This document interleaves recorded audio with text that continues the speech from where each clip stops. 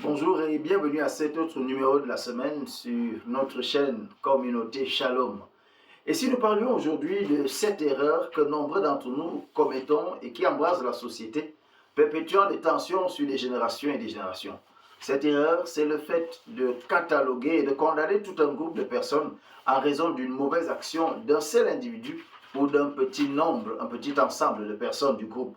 Parfois, certains groupes ethniques se livrent à des batailles à n'en point finir dans les réseaux sociaux et même sur le champ physique, et ceci malheureusement en raison d'un acte déplacé d'un individu appartenant à tel ou tel autre groupe ou d'un groupuscule de personnes de ce vaste ensemble.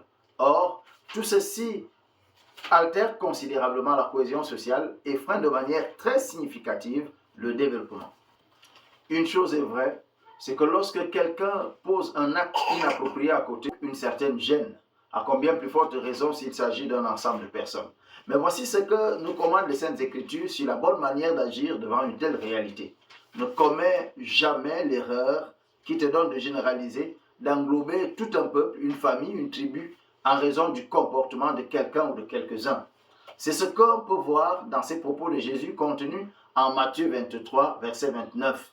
Malheur à vous, scribes et pharisiens hypocrites. En effet, ici, Jésus ne s'adresse pas à tous les scribes et à tous les pharisiens, mais plutôt à ceux d'entre eux qui sont hypocrites, car le comportement des uns ne doit pas faire périr tout le monde. Il faut savoir faire la différence, il faut savoir faire la part des choses.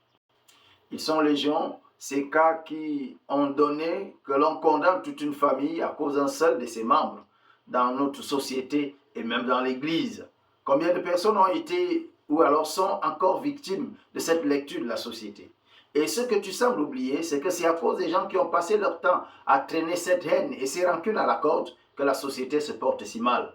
Quand tu auras fini de maltraiter le fils de tel, les descendants de telle région, de tel clan, et si l'un d'eux arrive aux affaires, alors la première chose à faire, si tu veux que ça change, consiste à ne jamais généraliser, à ne jamais englober tout le monde dans un fait. Chaque personne mérite un traitement lui étant propre et conséquent. Tu peux arrêter cette haine viscérale qui est en train de détruire ton pays, ton église, ton village, ta société. Pour ce, commence par cesser de tout généraliser et de traiter chacun selon ses actes.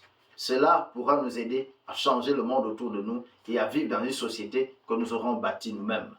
À bientôt. Surtout, n'oublie pas de liker, de partager, de laisser un commentaire et d'être avec nous pour la suite de cette aventure.